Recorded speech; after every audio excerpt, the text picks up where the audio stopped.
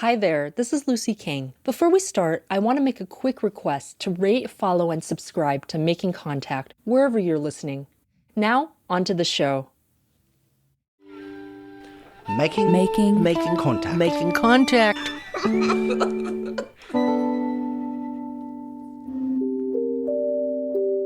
This week on Making Contact. An Oakland African-American matriarch fights for educational justice for the grandkids she's raising. I said, we have a history of dyslexia. And they said, no, that wasn't the problem. That's when the fight began. We hear about the students falling further and further behind in public school without the resources they need to learn how to read. I'm sure if I had the resources, I could put him in a private school and he would get the help. But because I don't have the resources, I can't get the help. And so you'd be a candidate for the state prison or whatever prison there is. Dyslexia is a language-based learning disability that affects the brain's ability to match letters with their shapes and sounds. It impacts reading, writing, and sometimes speech. Lots of states these days have laws on the books that define dyslexia, call on school districts to screen for it early, and spell out the most effective way to teach students with dyslexia to read. But California's guidelines aren't mandatory. And it turns out most districts still lag behind the science. That failure weighs heavily on low-income kids of color. Reporter Romney walks us through one African-American family's struggle for educational justice in Oakland. As stated, I am Geraldine Robinson, and I am a fighting grandmother. Geraldine is a devout and joyful Christian who's now raising 3 of her grandchildren. She's been a relentless advocate for 2 of them in particular. And I am fighting for their life.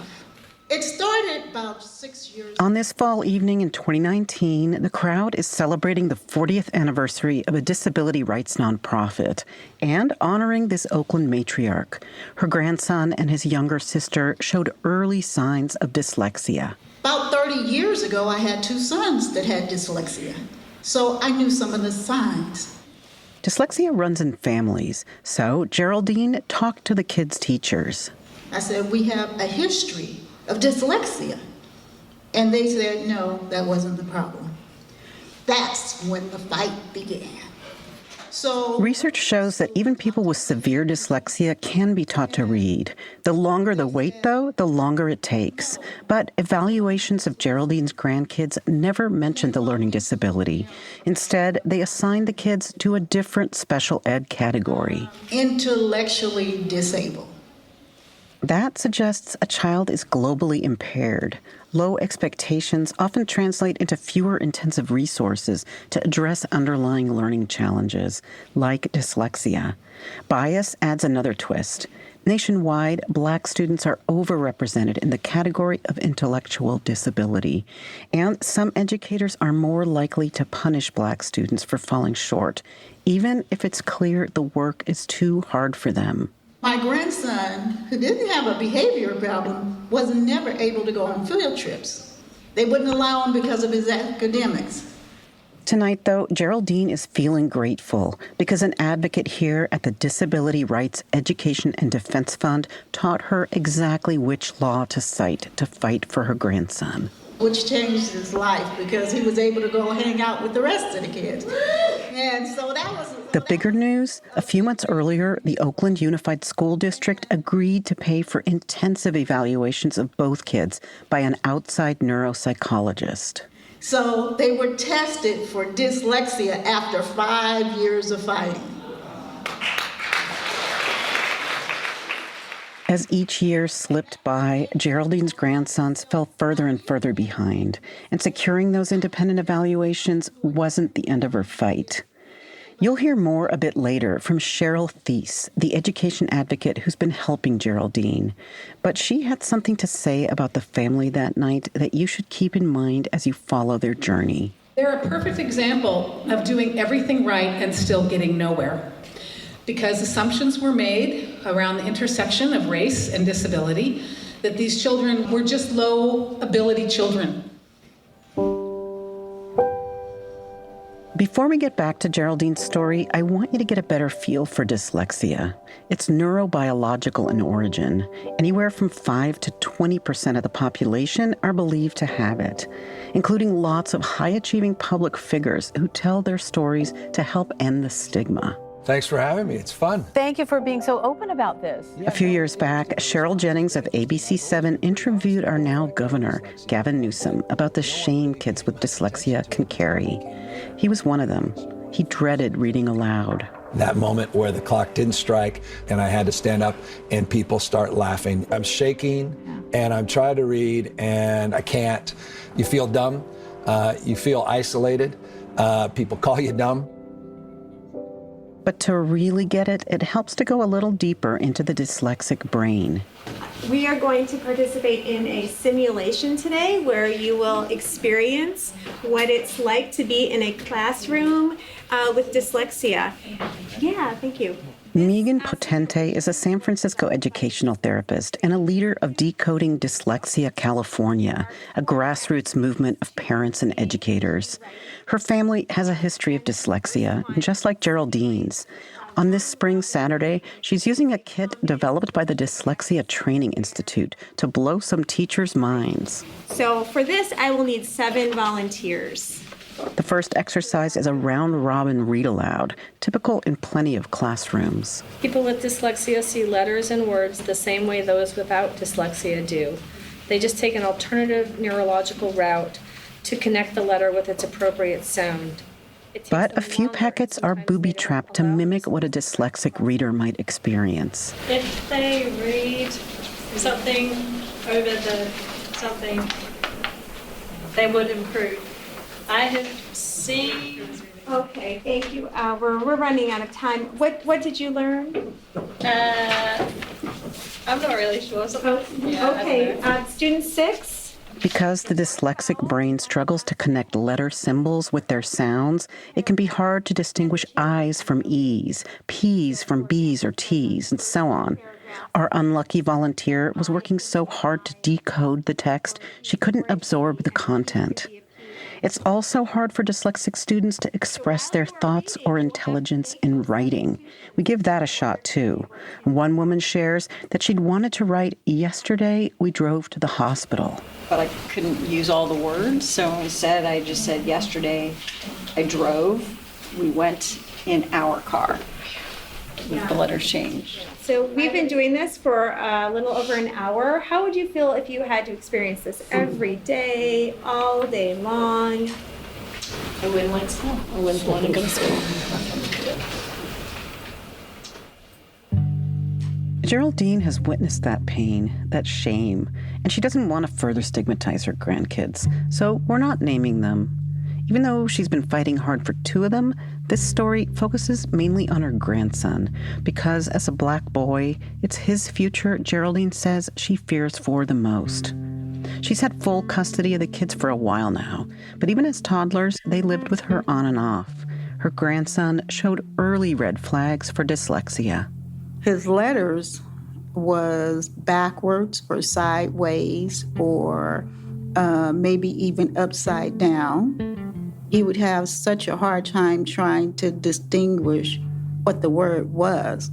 And even with his phonics, if I pointed out the phonics, he could say it.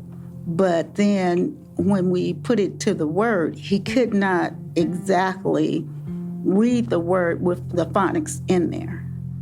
Geraldine read to him a lot.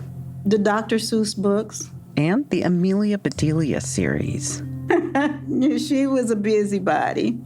Her grandson loved wrestling, so they brought home wrestling magazines, but after a period of time, he wouldn't even look at the magazine because it was a struggle. Outside of those frustrations, she says, he was and is a gentle, caring kid. If he has something, he wants everybody else to have it. He sometimes gives his away so somebody else could have it. He's also a drummer. He started at 5 years old, and he now plays at the family's small East Oakland church. And he almost just automatically knew how to do it. He could keep a beat, right off the bat.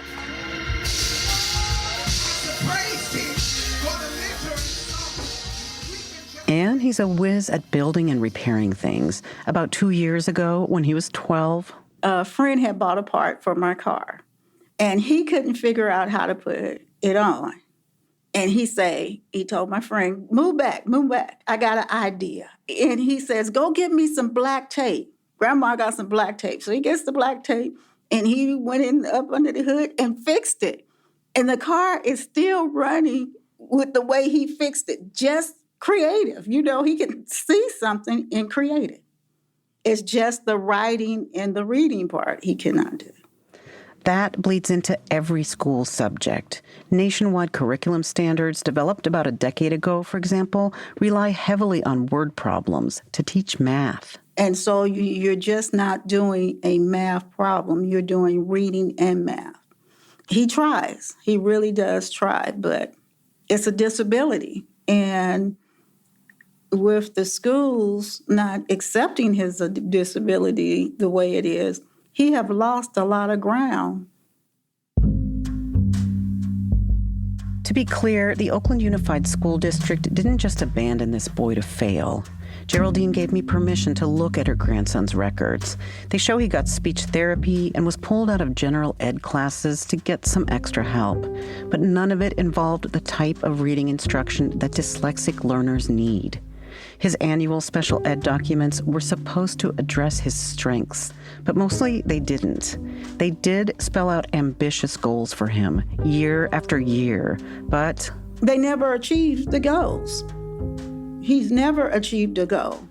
Some teachers blamed him for his frustrations. Quote, he sulks a lot, is often angry, but will not talk about it. He rarely attempts any classwork, one 5th grade teacher wrote in an evaluation. A 7th grade teacher said he, quote, sometimes can be very difficult when it comes to his work. Most of his teachers say that he could do better, but he doesn't apply himself. And I said, it's not that he doesn't apply himself. His dyslexia, she says, makes it harder for him. When dyslexia goes unrecognized and unremediated, experts say low self-esteem, depression, and anxiety almost always follow. Geraldine says that during her grandson's 7th grade year, he was sleeping so much, she had him evaluated for narcolepsy. That wasn't the problem. Just a week before she and I first meet in April 2019, she tells me, he came home with this headache and the shakes and the whole 9 yards, where he's frustrated that he can't. And he's been like that the rest of the week, terrified and stressed.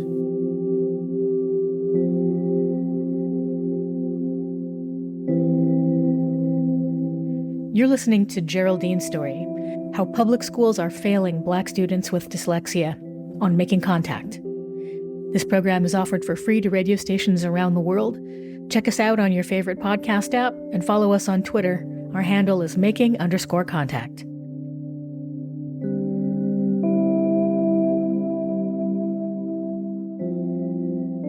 Coming up in the second half, Geraldine Robinson takes the fight for her grandson's education to the next level.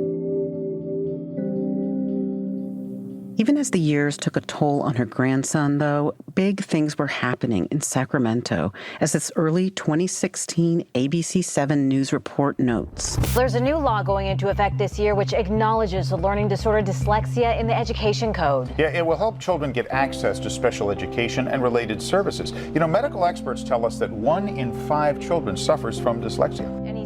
The legislation called for experts to draft guidelines for California's public schools that would spell out best practices for teacher training, universal screening, and the type of curriculum known to work best for dyslexic learners.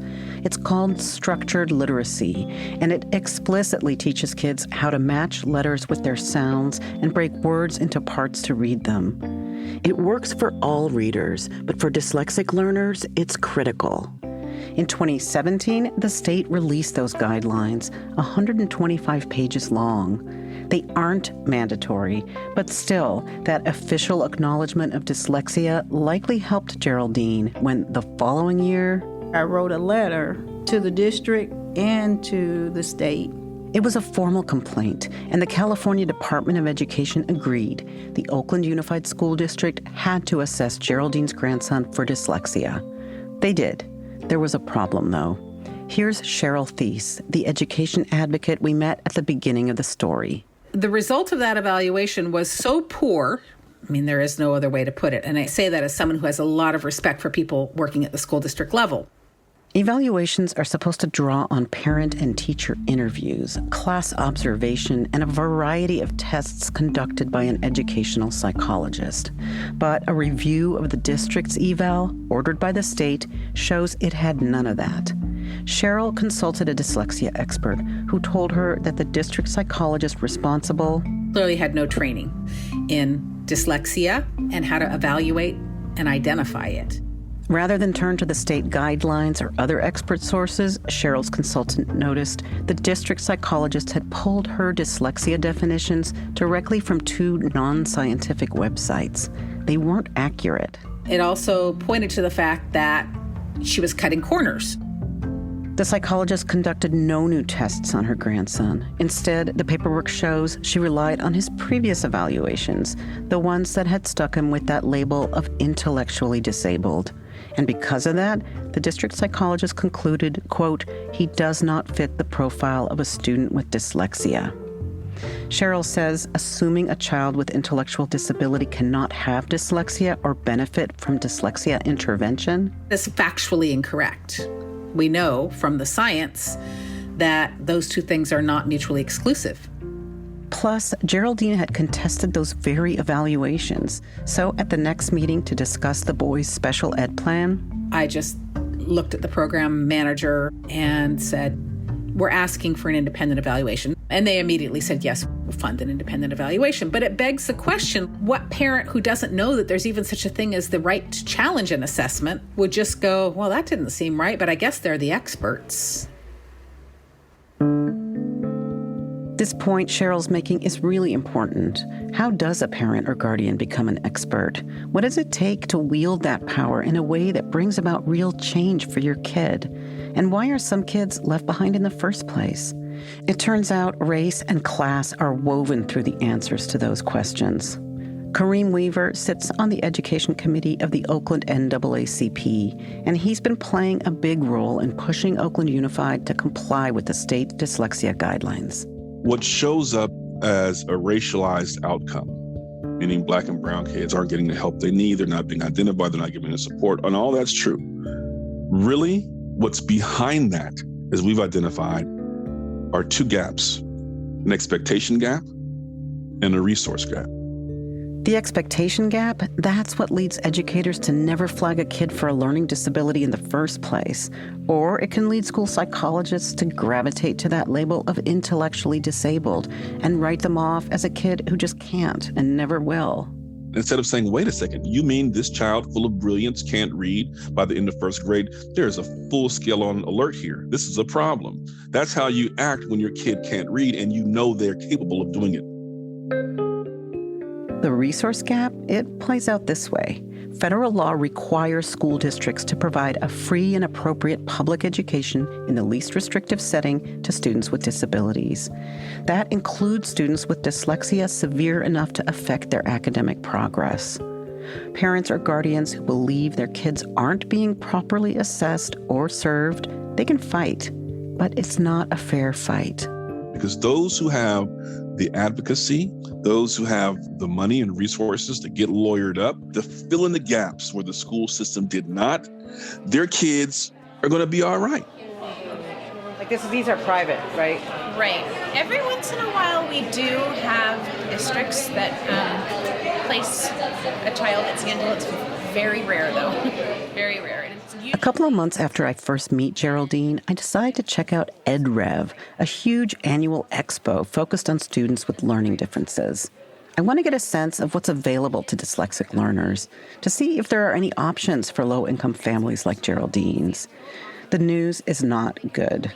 This administrator says districts will sometimes pay to place students at her private school, but that tends to happen only when families lawyer up. She directs me to a guy at a table down the way. A special ed attorney. Yeah. He's down. you don't mess with him. He is Interesting. Good to know. Yeah. Some schools do help subsidize tuition for families in need. Not all, though. Do you guys do scholarships? Not very much. It's quite negligible, quite honestly. It's a month's tuition. There's plenty of one-on-one tutoring represented here today, too. We are in-home tutoring, so we don't have a center. We just send our tutors to work with families at their home. And is it all private? Yes. It is. Okay. Later in the morning, I bump into Steve Carnevale. He's a venture capitalist and big donor for dyslexia causes who founded and co-chairs the Dyslexia Center at the University of California, San Francisco. The center takes all of its research and innovations and applies it to a very fortunate group of kids from an elite private school for dyslexic students. Carnevale was once president of the board of trustees there. And we raise $1.5 million a year that go to scholarships, but it's still a drop in the bucket. I've come to realize that the underserved populations are completely ignored. The vast majority we're not serving at all. Geraldine is more aware of this with each passing year. I'm sure if I had the resources, I could put him in a private school and he would get the help. But because I don't have the resources, I can't get the help. And so you'd be a candidate for the state prison or whatever prison there is. Literacy and incarceration are correlated. A study of Texas prison inmates 2 decades ago estimated about half of them likely had dyslexia, and nearly 2/3 of them scored poorly on reading comprehension. It's such a concern that Congress 2 years ago passed a law requiring dyslexia screening for inmates in federal prisons. Geraldine knows our grandson is at risk, and he has plenty of company.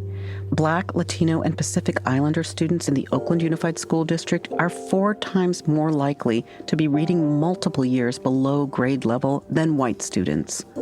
The NAACP's Kareem Weaver gets it.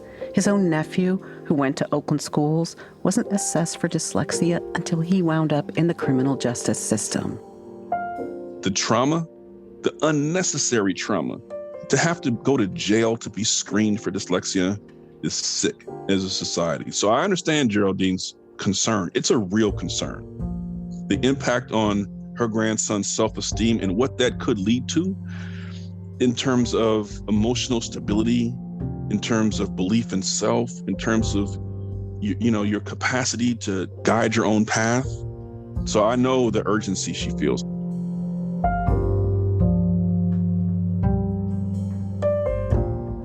In the fall of 2019, Geraldine gets the results from the outside neuropsychologist, the grandkids she's been fighting for so long. Both of them had dyslexia. Not just dyslexia. Both struggle with other learning differences too, but the independent evaluator concluded neither child meets the criteria for intellectual disability. And at last, things start to get a little better.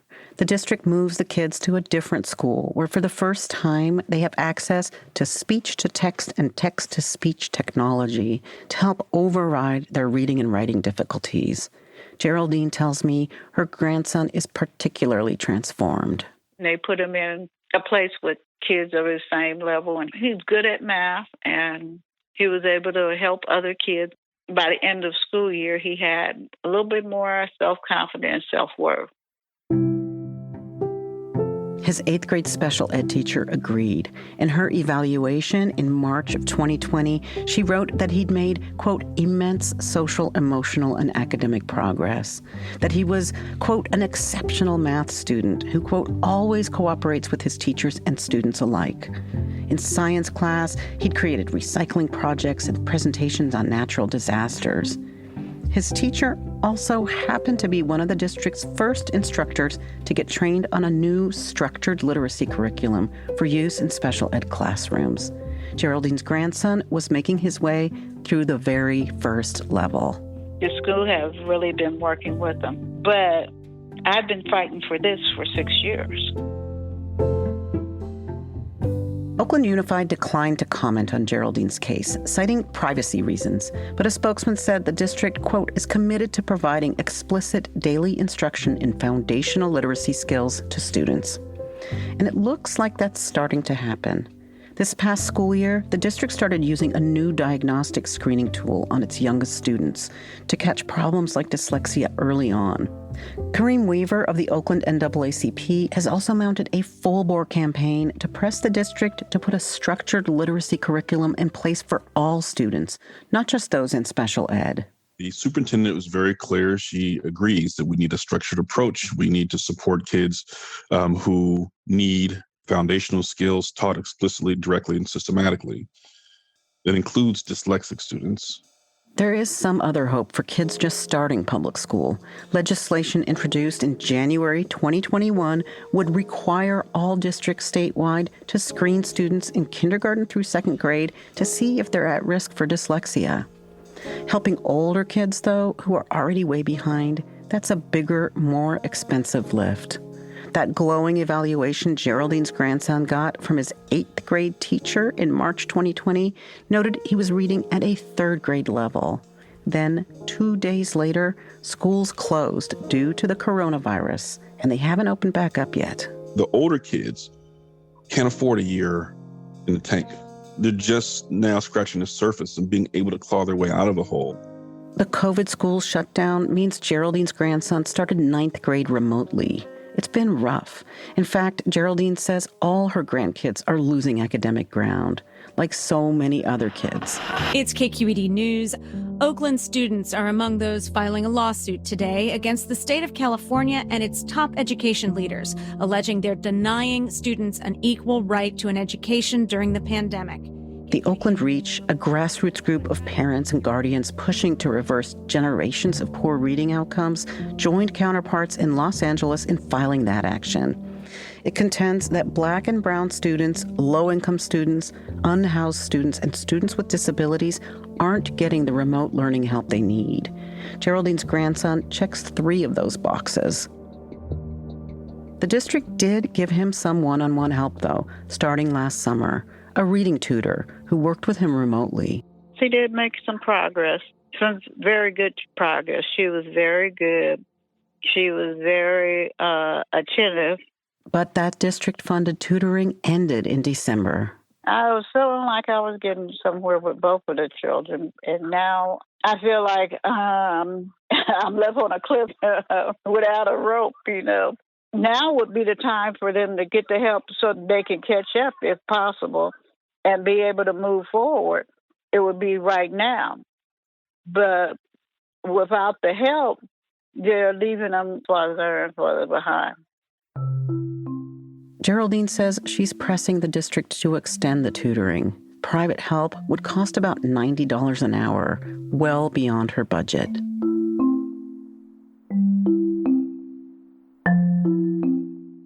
This program was narrated, written, and produced by Lee Romney. You've been listening to Geraldine's story, How Public Schools Are Failing Black Students with Dyslexia, on Making Contact. Editors Lisa Morehouse and Monica Lopez.